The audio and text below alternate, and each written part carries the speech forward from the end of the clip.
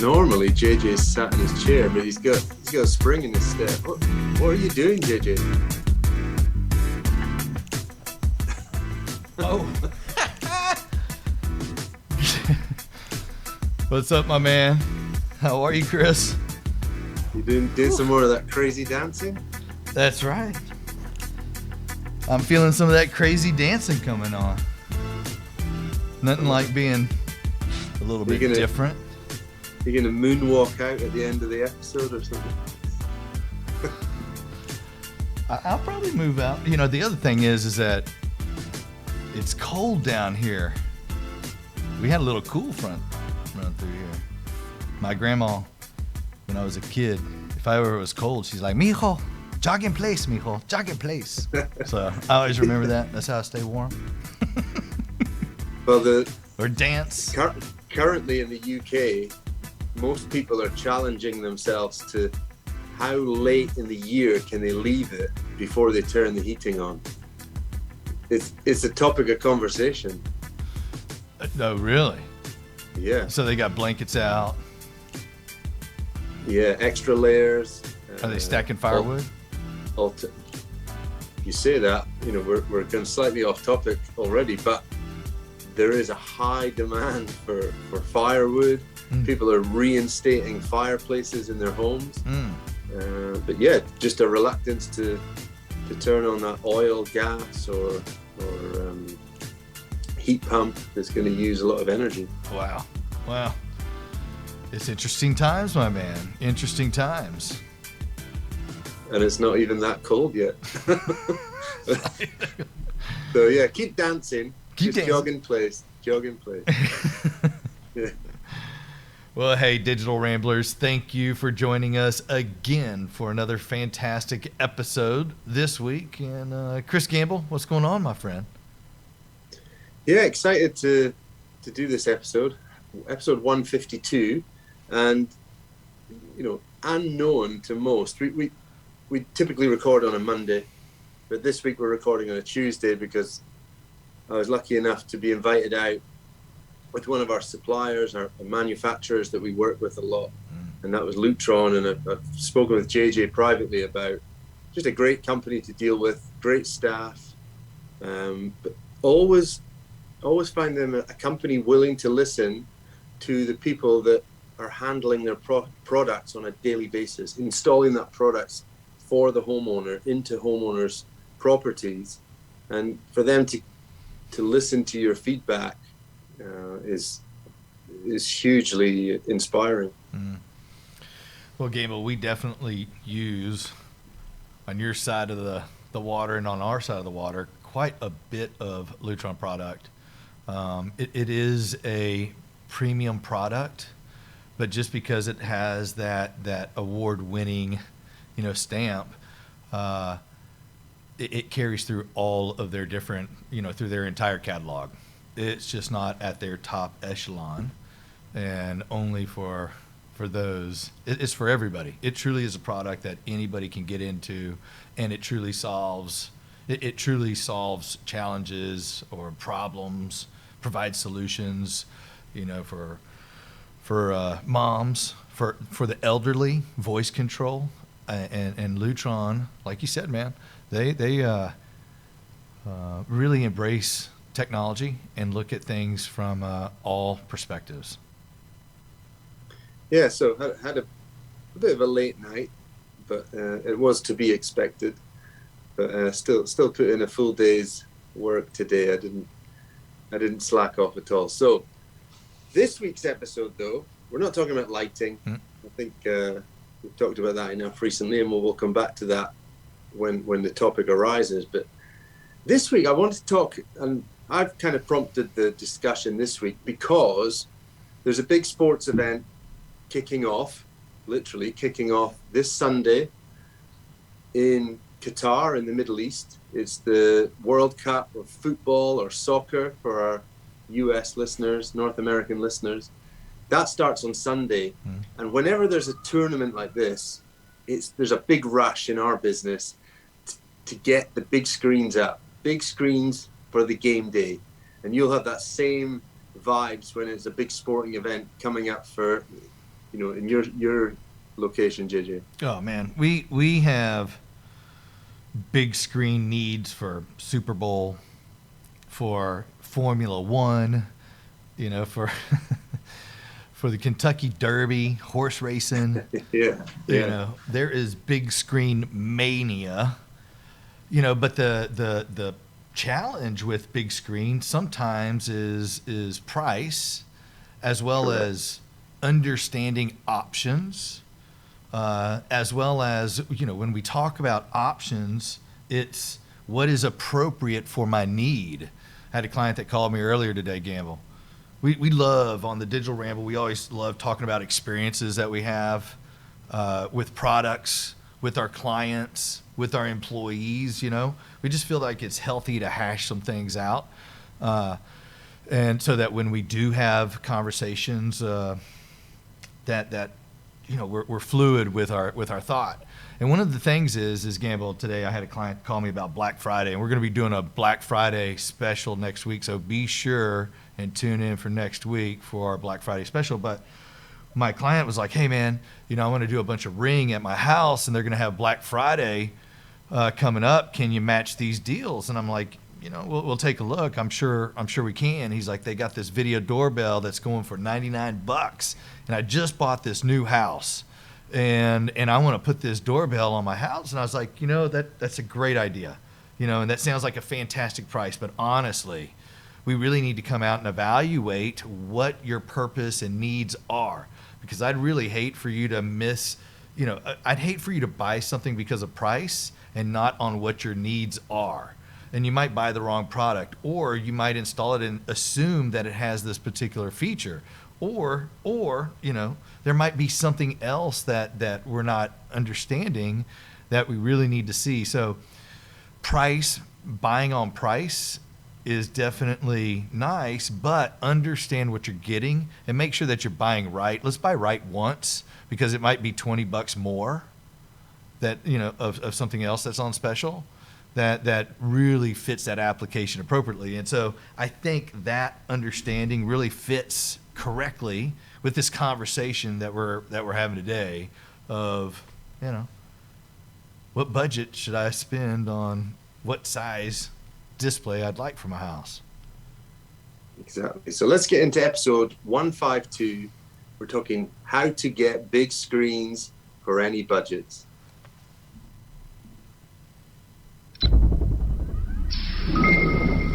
Okay, so JJ's kind of teed it up with, applying the right product in the right space, in the right place. And for screens and displays, that is probably one of the most crucial factors is, where is the screen going to go? What's the limitations or restrictions we're working in? You've got to think about things like viewing distances, where it's going to be mounted, where's the natural light, where's power outlets, all the considerations for where a screen might go. What are we going to display on this screen? Is it just sport? Is it going to be gaming, general TV viewing? Do we need multiple screens? Because sport is one of those ones where you could have multiple games playing, or you've got multiple displays for different channels for different applications, news, sport, and business, or live TV from another region. It's people's viewing habits are very personal. So that assessment of the space, regardless of screen size, is important. Either it's an assessment you make as a homeowner, or you work with your professional to judge the room and get the right screen for the room. Do you ever get the question like, is bigger better?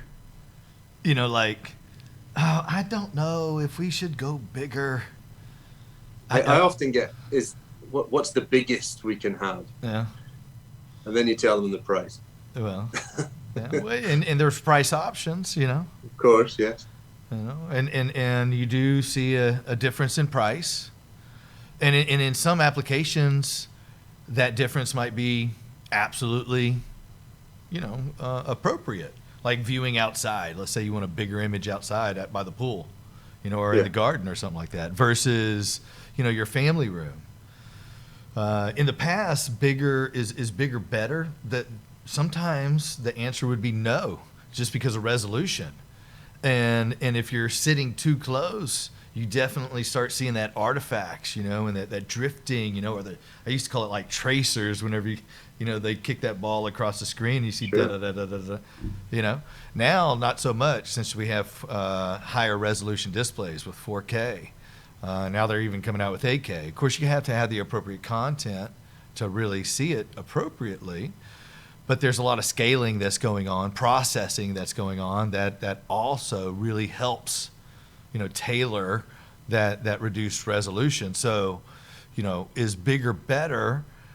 I always tell my clients, well, you're kind of asking the wrong guy, But the answer for me is, yeah, absolutely. If you have the wall space for something that is bigger, it is better. I've never heard somebody say, "Oh man, that's way too big." That's never been a problem. It's always been the other. It's always been the other way. Like, man, I really wish, man. And sometimes it's the wife. She's like, honey, we should have gone with a 65. Yeah. If we stick on that, then 65-inch.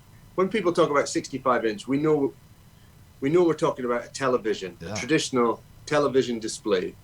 And for a long time it was plasma, then LCD, and now we've got this mixture of letters for OLEDs, QNEDs, micro LEDs. We're starting to see a new era of TVs, and that era of TVs is pushing the sizes up, and the prices are coming down. So for a traditional display, what sizes are we looking at, JJ? Thinking about big game, people around, big screen. What's an appropriate screen? Where are you guiding your customers towards with a traditional TV? The largest one, and most of the time, a lot of our clients are putting their displays over a fireplace, above a mantle, about 6 or 7 inches above a mantle. And that's if that mantle is, at a decent eye level, which it's rare. Rare, So yes. we'll pitch it, or we'll put it on a bracket that you Mantle can, mount. mantle mount that you can easily pull down in front and down below. 65 is usually the appropriate spacing for a television over the fireplace. If we have some wall space, because of pricing, because price does matter, you can still get a very nice display for a 75-inch, and we do spec quite a bit of those.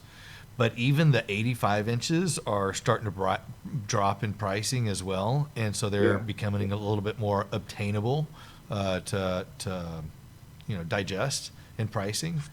But as far Certainly, as quality, it's all speculative. Give me a price, JJ. Just you're reeling through sizes, but just put a provisional sum. 1200 to 1200 1200 to 2500. Easy. Okay. And then at 80-inch, probably closer to like 3,000 to 4,000, 5,000. That kind of. And I'll do a quick search on something like that, on that pricing gamble, because it just varies so much in models, because you have a variety of different models.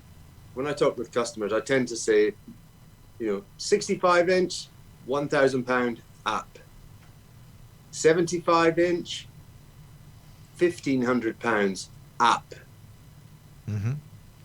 Yeah, because 85-inch, more like closer to 3,000 to 4,000 pounds, and maybe even higher if you go 8K, because a 4K and an 8K, that can also be a price jump as well. Yeah, absolutely. And honestly, it's the question should sort of start with, what do you feel comfortable spending?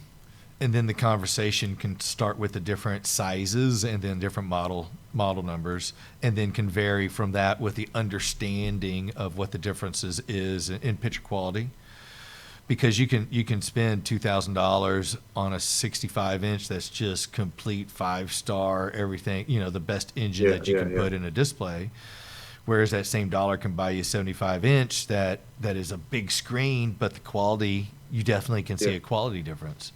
And so that's where a home technology professional would assist you in making the decisions on size, as well as speccing the appropriate television, because do you have a lot of light in the room or do you not?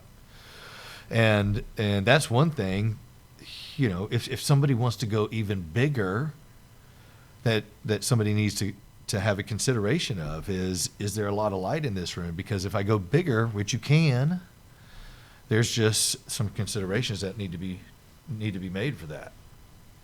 Okay, so before we move on to projectors, just to summarize on televisions, 65-inch to 85-inch being the kind of size spectrum. Your budget can range anything from, you could possibly get into three figures. You know, you could be looking at £900, $900, but more of a lower model number, less features, up to probably close to £5,000 or £6,000 or dollars for maybe an 8K 85-inch TV.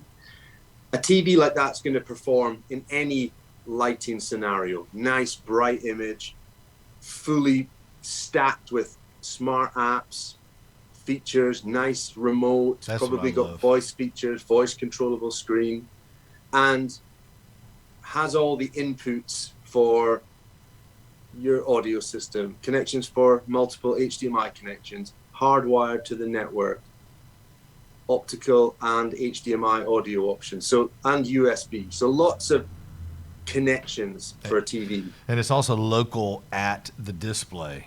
You know, It's not in a, hold on, let's reel that back.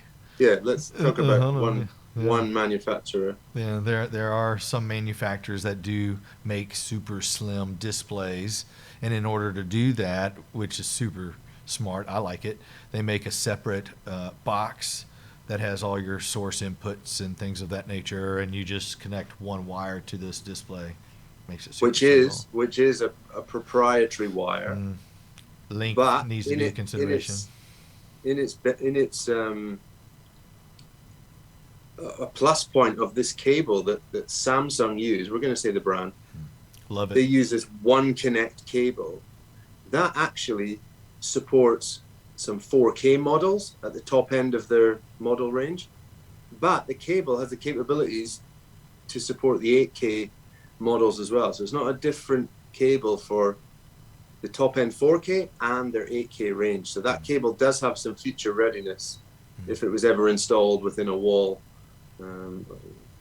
or hard to access. But yeah. All right, projectors. You want to talk projectors? Yeah, you know, my experience with projectors. I love them, and there's a couple of projectors, and so I definitely want to talk about both of them. So my experience with projectors in the early years of starting my business were kind of hit and miss.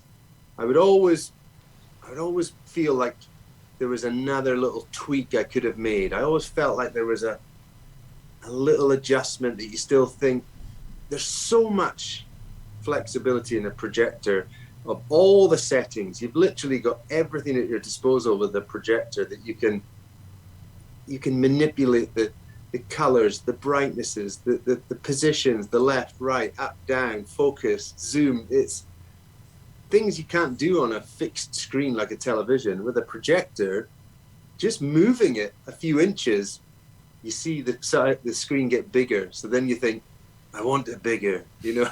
So projectors have a setup element to them. What's your take on that, JJ? You know, bigger is better. I liked projectors for the traditional type of projector, the one that hangs from the ceiling, but it's behind you. Yes. Sometimes they're noisy. You know, sometimes they're you know, the higher end ones are definitely quieter. They could be hot. The older ones, you know, with the lamps can be really hot. Yes. You know, the new laser ones are pretty cool. Keystoning, so, you know, having the projector hang down from the ceiling to try to hit the screen at the appropriate spot so it'd look correct. You know, there's it's cool, but and then also, is there windows in the room? Does it need network? There's not apps built into it, which No, you you're need relying to have on you have to have you're another relying on source. input. Yeah. You're relying on inputs, Yeah. and with the projector, the inputs are definitely not local. Yeah. An overhead projector, behind you, behind the seating position. Yeah, you got to run an HDMI cable to it, or an HDMI extender. Yeah. And then if you want to control it, you got to also run another wire over to it to turn it on and off with some type of control system. And those seem to fall off on occasion if you don't glue them appropriately. But they were cool, and they're still cool for certain applications. But there's alternatives. I like looking at alternatives. I like the ultra short throw projectors myself. One thing about projectors, they kind of had a bit of a portable element to them. We sometimes talk about projectors being mounted on a bracket up above. It stays there forever. But some people use projectors and they take them to different rooms. They take them outdoors. They set up. I've seen some really cool garden cinema setups, with a little bit homemade. But that projector is portable. Where you also have to provide a projector with accessories is audio. The sound from them is typically very poor, so you need an audio system with speakers. You need a screen that's at the right distance, and the size of screen is, every projector has a different throw ratio, or the size of image at different increments, distance from the projector to the screen. There's a lot of variables, and where I think those variables are going to be condensed, and are starting to be condensed, is what you just said there, JJ, ultra short throw projectors. Tell me about those. Yeah, man. So there's a couple of different manufacturers out there with ultra short throw projectors. I've seen a couple of them in use. My most impactful one, I guess, that I can think of off the top of my head is Epson. They're one that I've seen just recently. Samsung has one. Sony has one as well. Yeah. Hisense has one. Yeah. HIE. You may also see them called laser TVs. We've had them on the show. We've had people that manufacture and distribute these products, so they tend to get a tag now of laser TV. And they're a stay put projector as well, but there's quite a bit of benefits to using an ultra short throw. One, you can mount it to the ceiling traditionally, like you have in the past, and it only needs to mount about a foot off the wall. Even that, maybe more like 7 inches off the wall. And when you do that, it'll give you 100 to 120 inch screen, just depending on what the lens is or who the manufacturer is. You buy appropriately. But my favorite thing, Gamble and listeners, is to set that ultra short throw projector into a cabinet that's designed for it. And we've had some designers on our show that design cabinets for ultra short throw projectors. And you drop that thing in there and you have instant access to the source inputs, your HDMI inputs. It has ARC out, which, we love ARC, which is your audio return channel to your sound system. Or we're seeing these projectors, because of their size, and just to go back on traditional projectors, typically from, £500 to £50,000. There's crazy pricing on some projectors. Oh, I thought you meant weight, because those things are awkward and heavy and standing on ladders. Okay, so UK pounds, a reasonable performing projector that's in a behind you position up high, you'd be looking at maybe, say, £2,000, $2,000 for something that'll perform, get a for picture. A good amount of time and a good picture in the right light environment. A laser ultra short throw projector may be a little bit more expensive, But what we're finding now, they come packed with features. They have a soundbar type audio setup. Yeah. They have a user interface that is like Android TV or some kind of Google powered TV. So you're getting features of a television, but in a projector. So you're getting 120 inches, like JJ says, but only being, several inches from the wall. You can go onto a wall, or you can go onto a screen. Lighting in a room is also a challenge, and when you have that traditional projector, you're trying to throw it 15 feet before it even hits the material that it's supposed to be viewed on. Whereas on an ultra short throw projector, and we're not bashing on traditional projectors because I like them still and they're appropriate. But as far as benefits and affordability, I definitely like the ultra short throws, because in a room that has a lot of windows, that ultra short throw projector is just right up against the wall. So you have a lot more use cases for them. And then the app and user friendliness of it. And if you want, I think it also has Bluetooth features, so you can Bluetooth it to a speaker. One of the things that really, in Gamble, early on in the digital ramble, I used to always cannon fire about portability, like you're hitting on. And I had my Pocket Pico projector that I still love to this day because of its portability and its Bluetooth feature to wireless speakers like the Sonos Move. And so I could really, and then I'd had a Roku stick that I connected to it, and I could really create a compact, impactful package with it, because the kids love being in the backyard, and being outside. And, what's better than, watching a sporting event outside, with the family and barbecuing, just a lot of fun and engaging.